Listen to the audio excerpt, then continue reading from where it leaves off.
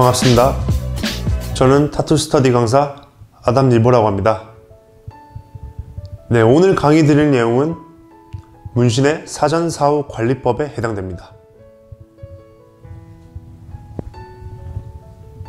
네, 관리법 같은 경우에는 작업자분들도 마찬가지고 대상자분들도 반드시 숙지해야 될 중요한 사항이라고 볼 수 있겠는데요. 네, 관리법에 따라서 타투의 결과가 상당히 많이 차이가 날 것이고 회복 기간이나 타투의 퀄리티 또한 많은 차이를 낼 것입니다.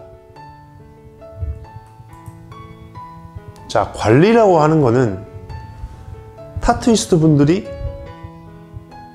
타투를 좋은 스킬로 행하는 것도 중요하겠지만은 대상자분들도 받은 타투를 어떤 식으로 올바른 방법으로 관리를 하느냐에 따라서 결과가 달라질 수 있다는 점입니다. 자, 사전관리. 타투를 받기 전에는 저희가 어떠한 것들을 지켜야 하며 어떠한 숙지를 해야 되는가 얘기해 보도록 하겠습니다. 자, 저의 사전관리의 목적입니다. 왜 타투를 받기도 전에 관리를 미리 해둬야 하는가? 일단은 타투의 관리 자체는 작업 후뿐만 아니라 작업 전부터 관리가 시작되어야 되는 것이 좋은 결과를 위해서 필수적입니다. 자, 타투는 작업자만의 역할이 아닌 대상자와의 어떠한 호흡으로 함께 이루어지는 행위이기 때문에 작업자분들 뿐만 아니라 대상자분들도 같이 호흡하여 좋은 관리를 통해서 좋은 결과를 이뤄내는 것이 좋습니다. 자, 작업 중에 발생하는 문제들은 굉장히 변수가 많고 많은 문제들이 발생을 하는데 작업자분들은 이거를 미리 예방하고 인지하여서 문제들을 대처할 수 있는 능력이 중요합니다.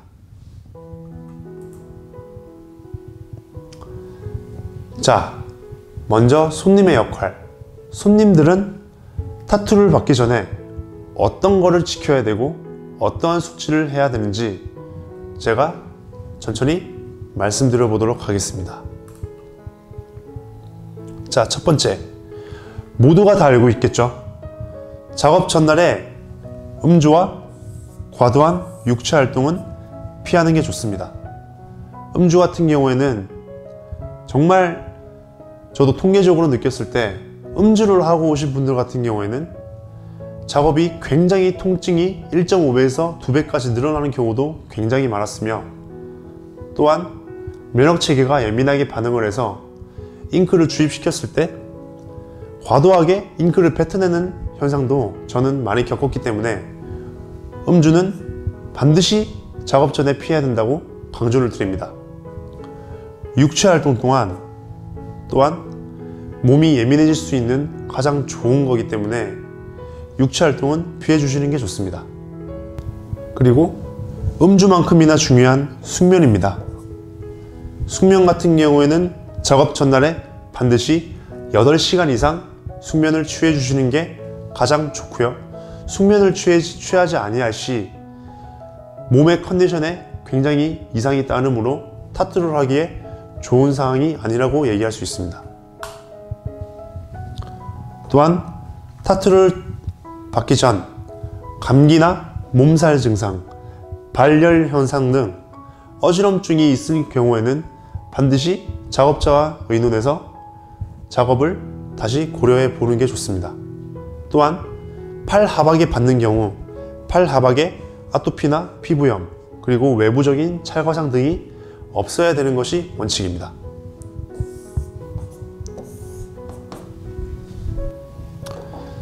자, 여성분들 같은 경우에는 생리기간을 반드시 피해 주시는 게 좋은데요. 생리기간 같은 경우에는 극도로 스트레스와 예민함을 가지고 있는 시기이기 때문에 그때 몸에 바늘이 들어오게 되면은 굉장히 거부 반응을 일으킬 수 있는 가능성이 굉장히 높기 때문에 여성분들 같은 경우에는 타투를 받는 기간을 생리기간과 겹치지 않게 스케줄을 잡아주시는 게 굉장히 중요하다고 봅니다.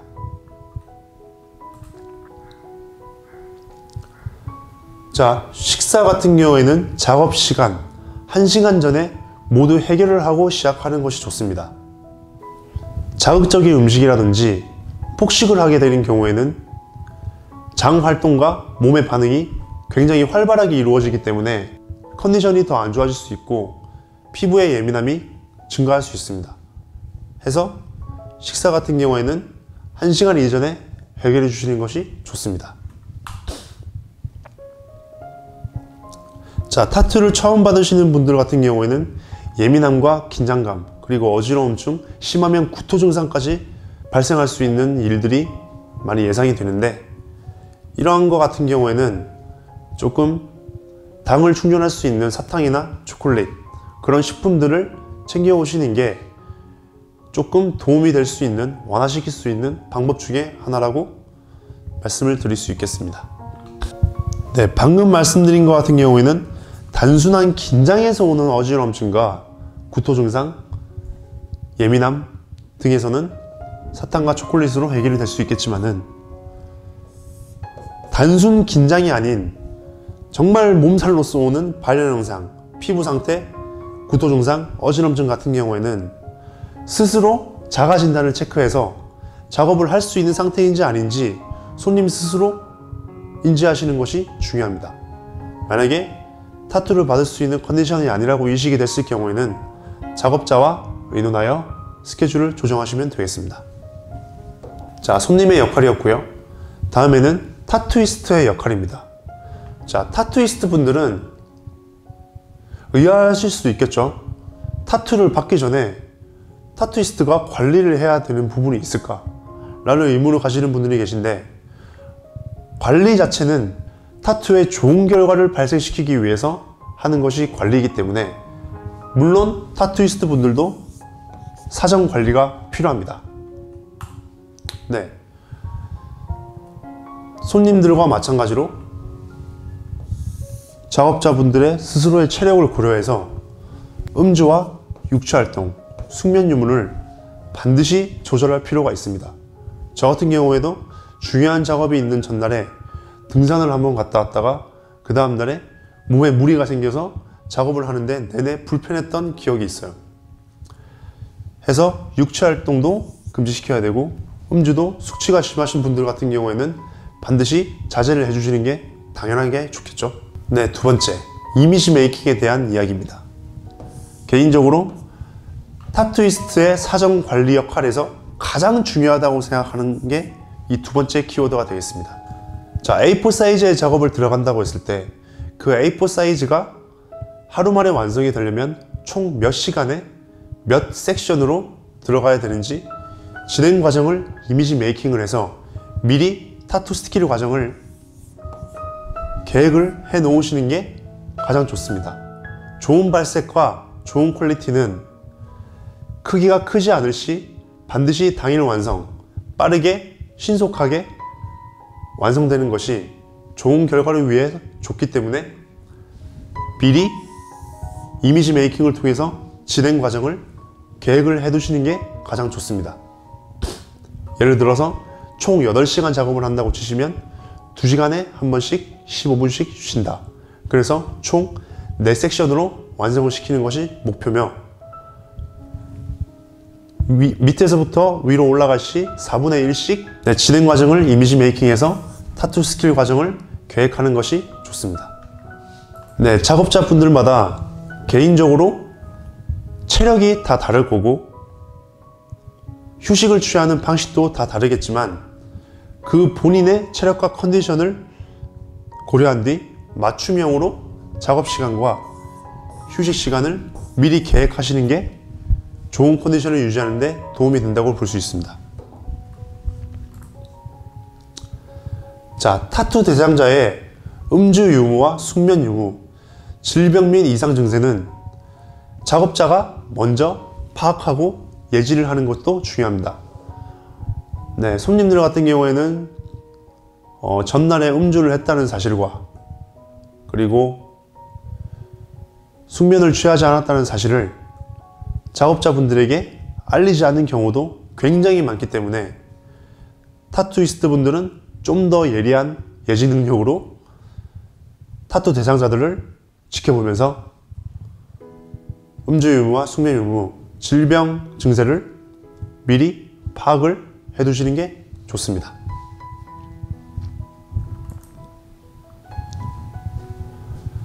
네, 타투이스트 분들은 작업을 하기 전에 해당 부위의 위생법과 소독법을 확실하게 숙지하고 이행을 해서 피부 상태를 미리 파악하시는 게 중요하다고 할 수 있겠습니다.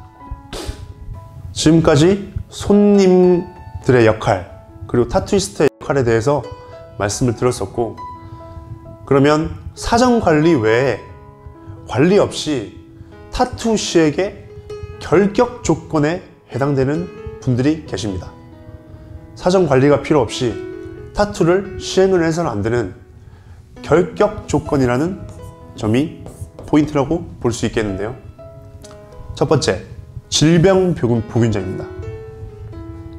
네, 결핵이나 에이즈, 간염 등 이 질병관리본부에서 지정된 질병을 가진 보균자는 절대적으로 결격 조건의 대상이 됩니다. 질병관리본부에서 지정된 질병을 가진 보균자는 호흡기 및 혈액으로부터 타인 감염이 가능하기 때문에 반드시 타투샵에서 작업을 이행해서는 안 됩니다. 타투샵은 다수의 공간이며 많은 사람들이 오가는 곳이기 때문에 반드시 질병 보균자는 결격 조건에 해당됩니다. 그리고 임산부 및 출산부입니다. 네, 임신 중인 경우에는 사실상 지금까지 임산부분들이 타투를 함으로써 문제가 생겼다는 사례는 아직 들어보지는 못했지만, 개인적인 소견으로는 임산부분들은 모든 잠재적 위험성을 최소화하는 것이 아이를 위한 현명한 판단이라고 생각이 듭니다. 타투 잉크에는 알레르기 반응도 존재하기도 하고요. 또 따로 금속 알러지, 착색된 잉크로 인한 면역 반응, 잘못된 방식의 과도한 작업으로 인한 감염성 균의 사례는 확실히 많은 사례가 있기 때문에 임산부 분들한테는 최악의 상황이 올 수도 있다고 저는 예상할 수 있을 것 같습니다. 해서 임산부 및 출산부 분들은 타투 시기에 적합하지 않다고 말씀을 드릴 수 있겠습니다.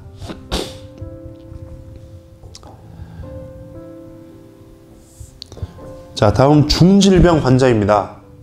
혈압, 당뇨, 간질 등의 질병인데, 선진국에서도 혈압과 당뇨, 간질 등에 의한 증상은 작업 중에서 문제의 사례가 존재하기 때문에 혈압, 당뇨, 간질 등의 질병을 가진 분들은 결격 조건 대상자에 속합니다. 그리고 이외에 전문의 소견이 필요한 피수자분들, 대표적으로 켈로이드 피부, 단마진, 금속 알러지, 기묘증, 아토피 등을 가진 분들은 전문의와 상담을 통해서 상담을 진행하신 뒤 타투를 이행하는 게 좋습니다. 네, 이외에 작은 흉터가 아닌 면적이 큰 흉터라든지 화상 흉터, 피부 이식 등의 흉터 같은 경우에도 전문의와 반드시 상담을 하시는 것이 좋습니다.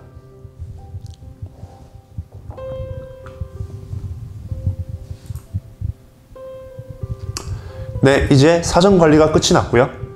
이제 타투를 받고 나서 어떤 식으로 관리를 하는 게 좋을 것인지 사후 관리에 대해서 이야기하는 시간을 가지도록 하겠습니다. 타투를 받은 직후부터 타투는 관리 기간이 존재합니다. 자, 첫 번째로 집중 관리 기간이 있고요. 두 번째로 일반 관리 기간이 있으며, 세 번째 기본 관리 기간이 존재합니다. 집중 관리 기간 같은 경우에는 4일에서 5일차 정도까지가 해당이 되고요. 일반 관리 기간은 4, 5일차 때부터 2주차 때까지 사이의 기간을 이야기합니다. 네, 기본 관리 기간 같은 경우에는 2주차 때부터 1개월까지의 관리 기간을 뜻합니다. 자, 타투를 받은 직후 1일에서 3일차 때까지는 진물과 출혈, 잉크 빠짐, 그리고 발열 증세, 붓기 등 여러가지 증상이 발생을 할 수 있고요.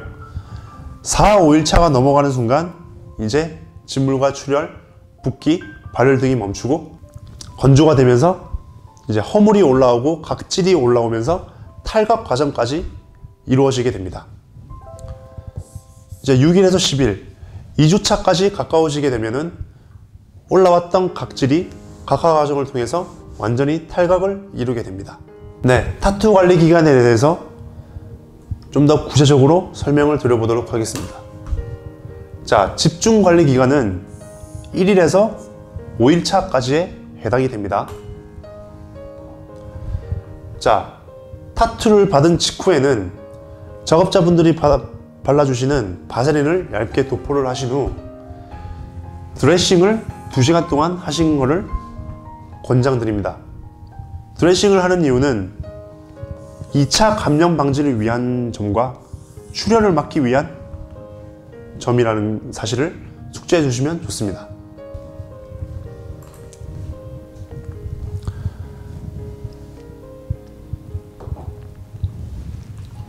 자, 드레싱을 푸시고 이제 샤워를 하신, 미지근한 물로 샤워를 하신 뒤 주무시게 되면은 이제 2일차가 되죠.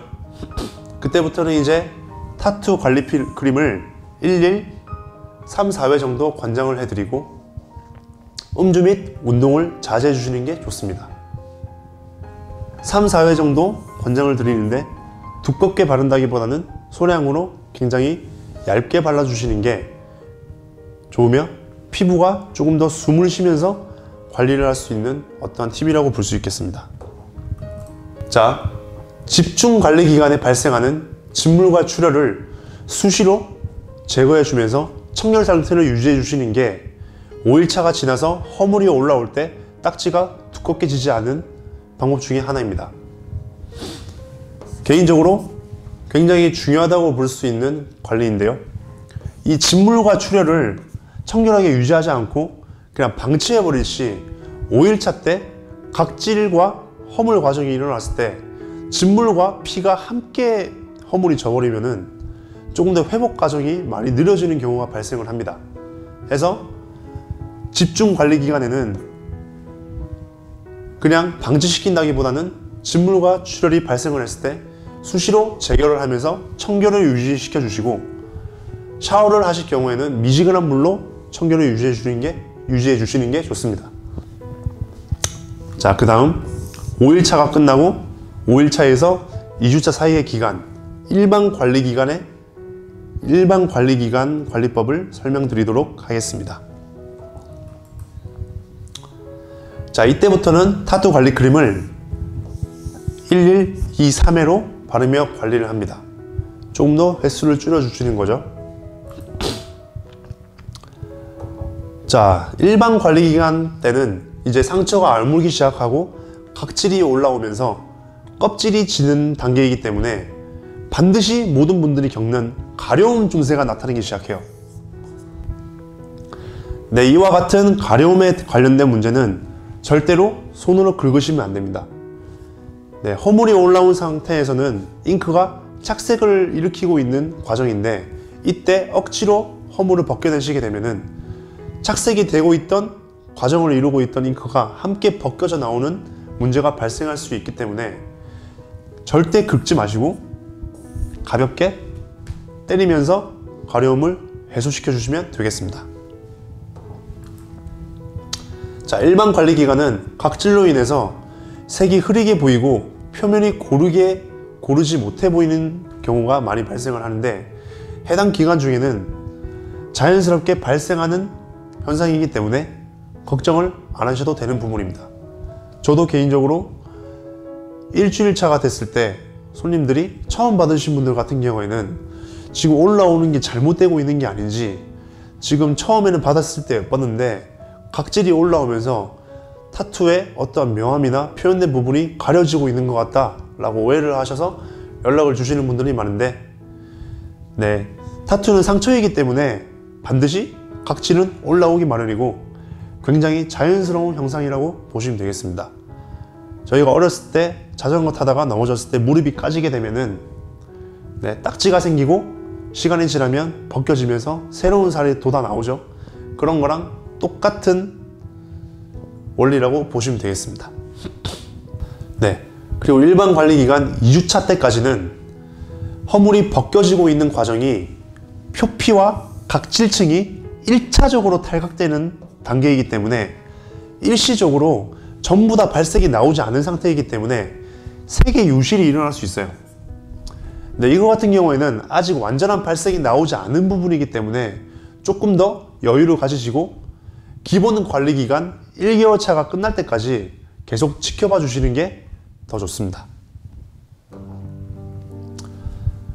자, 2주차가 넘게 되면은 상피세포도 2차적으로 각화 과정을 일으키면서 착색 구간이 표피 상층부까지 올라와서 1주차 때는 안 보였던 그 유실된 색이 다시 올라오기 시작합니다.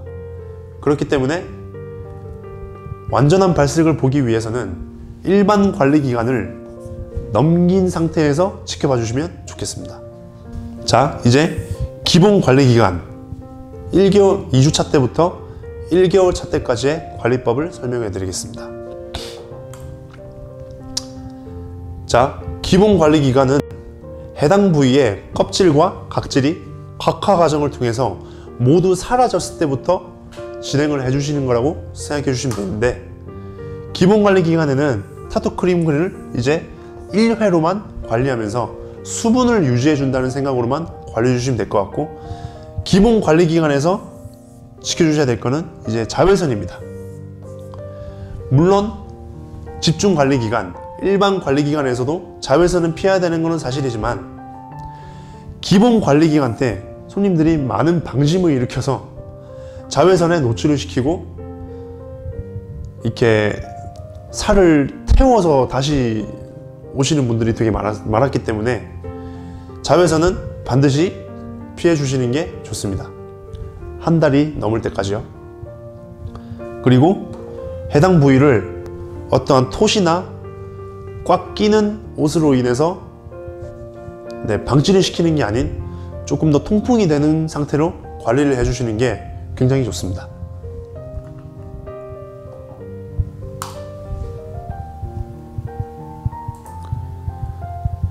네, 사후 관리에 있어서 좀 중요한 키워드를 하나 또 설명을 해드리려고 하는데요.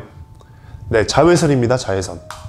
자외선 같은 경우에는 관리 기간이 모두 끝났을 때 조심해야 될 부분이 자외선입니다. 자외선이 해당 부위와 만났을 때 인체에서는 피부를 보호하기 위해서 이 멜라닌 세포가 나오게 되는데요.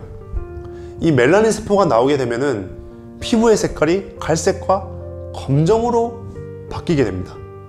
네, 타투를 한 부위에 피부가 갈색과 검정으로 변하게 되면은 타투의 선명도와 발색 부분에도 분명히 영향이 가기 때문에 좋은 타투의 발색을 유지하기 위해서는 이 자외선을 반드시 멀리 해주시고 멜라닌 세포가 나오지 않게끔 집중 관리를 해주셔야 됩니다. 또한 자외선은 장기간 노출을 했을 경우에 표피에 상처가 생기게 되는데, 그 자외선으로 인한 상처가 치료되는 과정에서는 각질 탈피 과정에서 타투에 굉장히 안 좋은 영향을 끼치게 돼요. 그렇기 때문에 장기간 노출은 더더욱 안 된다라고 말씀을 드리고 싶습니다. 네, 타투 선진국에서 또한 타투와 태닝은 굉장한 상극관계임을 인정을 하고 많이 발표를 하고 있기 때문에 타투를 받고 나서 관리기간 때 태닝은 반드시 피할 것을 권고를 하고 있습니다. 자, 마지막으로 리터치와 관련된 내용인데요. 많은 손님들이 궁금해 하시는 부분입니다. 자, 사후 관리가 끝나고 이제 리터치를 또 받고 싶은데 그 리터치가 작업 가능한 시기는 언제냐 라는 거를 궁금해 하시는 분들이 되게 많은데 정확히 설명을 드리도록 하겠습니다. 자, 첫 번째, 리터치는 기본 관리 기간 1개월 차 회복 과정이 끝난 후에 받는 것을 권장드립니다. 네, 관리 기간에는 탈피와 각화 과정이 일어나고 있는 상황이라서 완전한 발색이 이루어지지 않고 상처 회복이 덜 끝난 상태이기 때문에 그때 리터치를 무리하게 받게 되시면은 좋은 발색이 나올 수 있는 타투임에도 불구하고 오히려 결과가 안 좋아지는 일이 반드시 발생할 수 있기 때문에 관리 기간에 리터치를 받는 것은 저는 강력하게 비추를 드리는 바입니다. 그리고 발색이 잘 안 나왔다고 오해를 하시는 경우가 있는데, 관리 기간 1주차, 2주차 사이에서는 표피와 각질층이 1차적으로 탈피를 하는 과정이기 때문에 그때는 색이 유실돼 보일 수 있어요. 근데 2차 과정이 끝나고 나면은 더 좋은 색이, 유실된 색이 다시 올라오는 과정이 있으니까 기본 관리 기간이 끝날 때까지 기다려 주시는 게 현명하다고 볼 수 있습니다. 네, 방금 말씀드렸듯이 관리 기간이 끝나기 전에는 무리한 작업을 진행을 해버리시 정상적인 작업물에도 문제를 발생시킬 수 있다는 거 다시 한번 말씀을 드리고요. 그리고 작업이 덜 돼서 빠진 느낌이 아닌 과한 데미지로 인해서 어떠한 염증이 발생하셨거나 타투 잉크의 알레르기 반응, 그리고 감염 증세, 2차 감염이 발생했을 경우에는 리터치를 무작정 받는다기보다는 일단은 피부과 전문의와 상담을 받은 후에 회복을 다 끝내신 뒤에 작업자와 리터치 상담을 받으시면 되겠습니다. 네, 여기까지 문신의 사전 사후 관리법을 배워보는 시간을 가졌는데요. 네, 여러분들이 관리법을 숙지함에 따라 앞으로 타투를 받으실 때 작업자분과 좋은 의견을 나누어서 함께 좋은 호흡으로 관리를 해 나가셔서 좋은 퀄리티와 좋은 발색을 내는 결과를 다 느끼셨으면 좋겠습니다. 네, 오늘 강의는 여기까지 진행하겠습니다. 감사합니다.